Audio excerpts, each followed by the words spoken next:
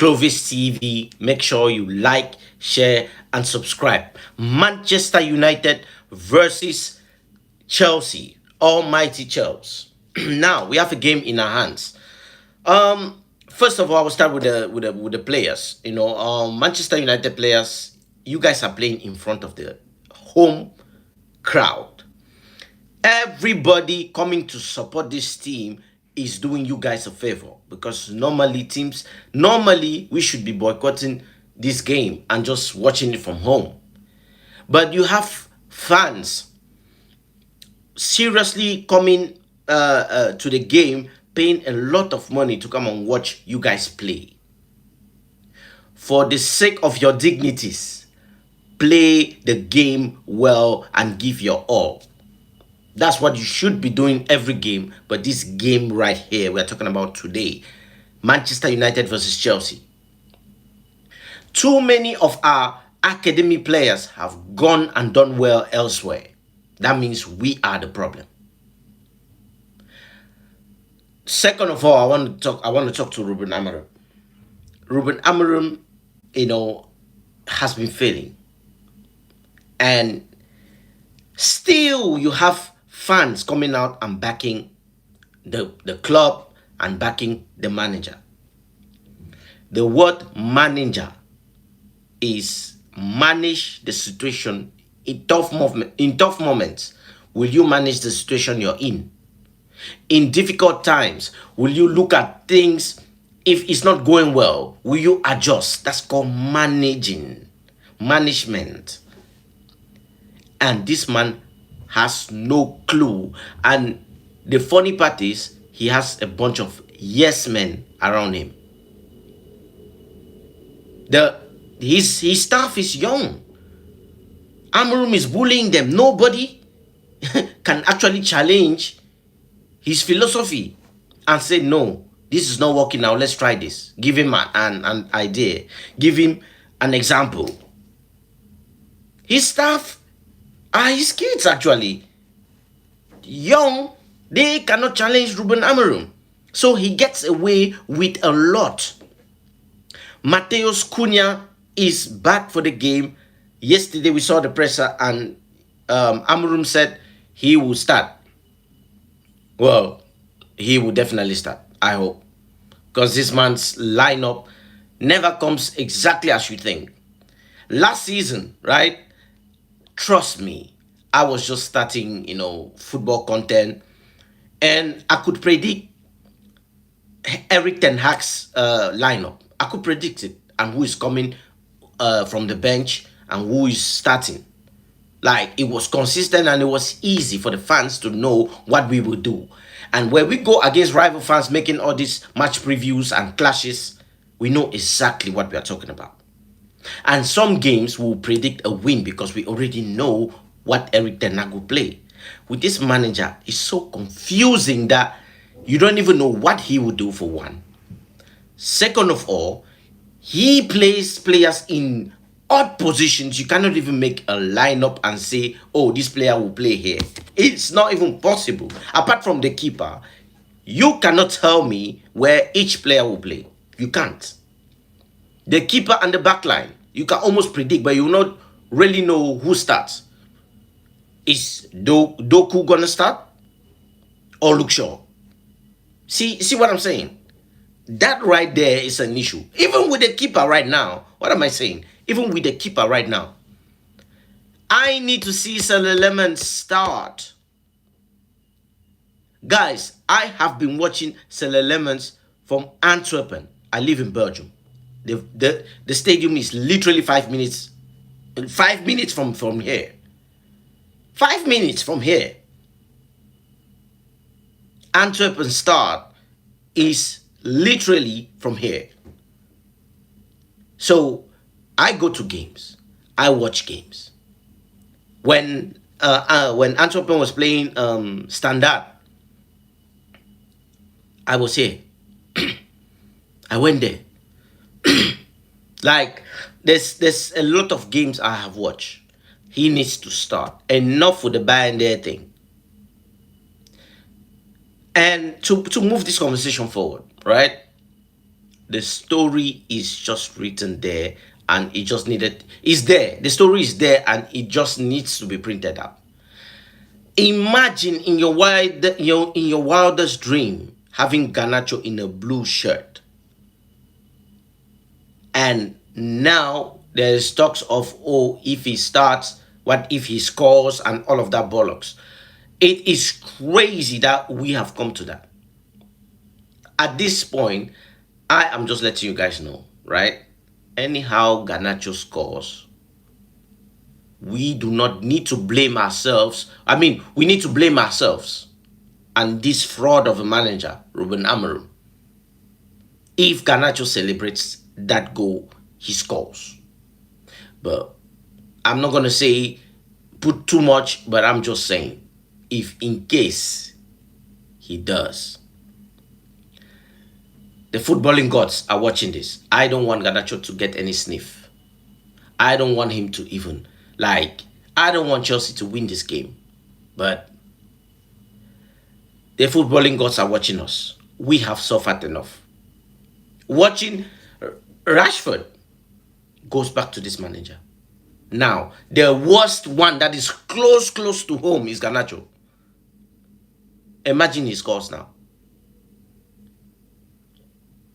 What will we say? Because some of you fans are very stupid. Instead of hating the player, you actually look at the man who actually put this player out. Say what you want about Garnacho. He has his attitude. He's a kid. Compared to my age, he is a kid. A kid. You feel me? And kids grow. What if he stayed and grew out of that attitude? No. His attitude stinks. No, look at the way he treated the club. How about things were going on behind the scenes that you and I as fans don't even know about, and he was treated bad? How about that? Before he started retaliating online. How about that? But no, since we get into our feelings and scream about the players, this manager is failing every day. I'm not seeing you scream every day. I don't. It's not good enough. Because if it was good enough, the fans will be right now the loudest getting this manager sacked. For good reasons. So, again, back to the Chelsea game. What I'm saying is, Ruben Amorim, it does not cost you anything to play 3 in that midfield. It will not cost you anything. I want to see Casemiro, Bruno Fernandes, and Kobe Mainoo in that midfield. Would he play him? No. Kobe Mainoo will sit on the bench. Imagine Garnacho, Kobe Mainoo as his friend, and the club watching their old teammate play against them like that, and the way he went out. It's discouraging. Yes, I know emotionally Garnacho will not play well because of the crowd, because of what is happening.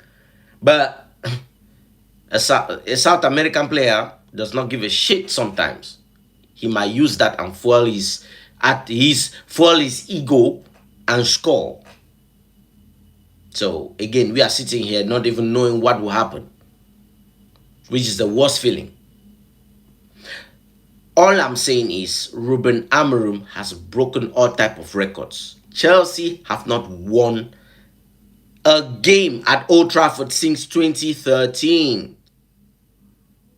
Look at all the records Ruben Amorim has broken. Even one at World War II. If he can break that one, guess what he will do with this one? At what point do we actually say this man is not good enough? Get rid of him now.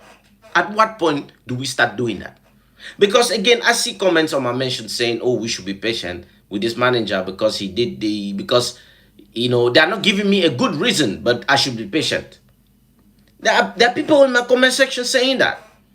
And I'm here saying, guys, what else do I need to really say for you guys to actually say, no, you're right? What else do I need to say? This man has failed in every metric. What patience have you not exerted since last season? I'm out of patience, guys. That's the problem. His preseason started last season. Not this season, last season. If you cannot improve the players last season, getting new players for them to learn this system and improve, tell me what else is there to complain about? What else is there to say, oh, you know what, I see that he's playing well. And please do not tell me the XGs and we are first to touch the ball. And no, don't tell me that. I don't want to hear it. At this point, Ruben Amorim does not deserve to be looking at statistics. You as fans do not deserve to be looking at statistics, because it ends in misery. In those stats, when you go down and you see where they say, oh, goals, you see 0 there. Because there is nothing on it. It is embarrassing as a big club to be losing in every facet of the Premier League game. Right? Another thing. You tacticals and you fans who claim to know too much, blaming Bruno Fernandes every turn you get because it's a popular thing to do. Ask yourself, who put Bruno Fernandes there? He does not play there in Portugal. He never played there in Sporting. He definitely should not be playing in where he's playing right now at Manchester United. Or you have top-notch players that play in those other areas that can facilitate what Bruno is doing. As somebody who is a consistent highest goal scorer in a club, as a midfielder, as a 10, should not be playing 8 or sometimes 6 in this very system.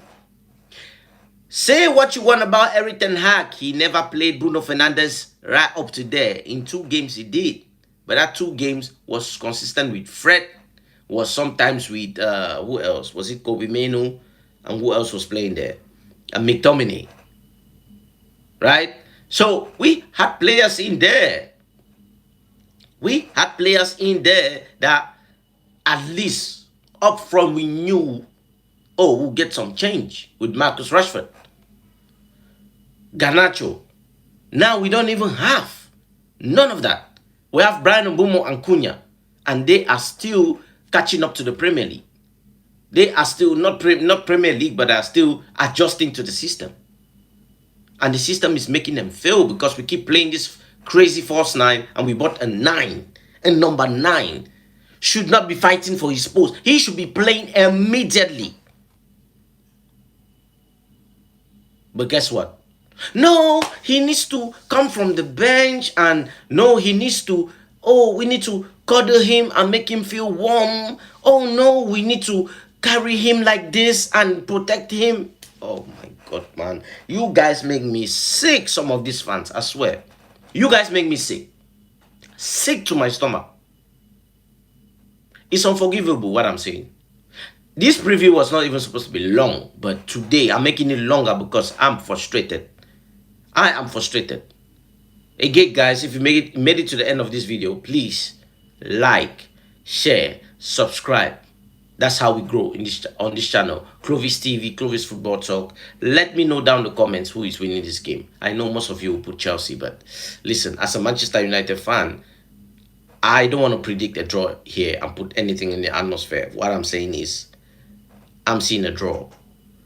2-2, at least 2-1 Manchester United. But then, there are 2 things that's going to happen here. Either we win the game and predict the next 3 games for Ruben Amorim, keep prolonging unnecessary time, or we draw this game in the worst manner and he gets sacked. worst of all, lose this game, and he should be sacked. It should not be taking him, Burnley, and all these Sunderland and all these other games for Ruben Amorim to be sacked.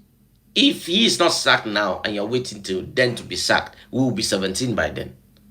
Then what?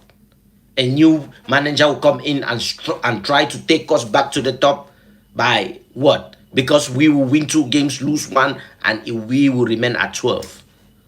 At least 12. And that is not where we should be this season. Look at all the good players we have. Amazing players. But because we have been failing so much, no one even cares. Fans don't even banter Manchester United anymore. They feel pity for us. That right there is sickening to my... I'm sick.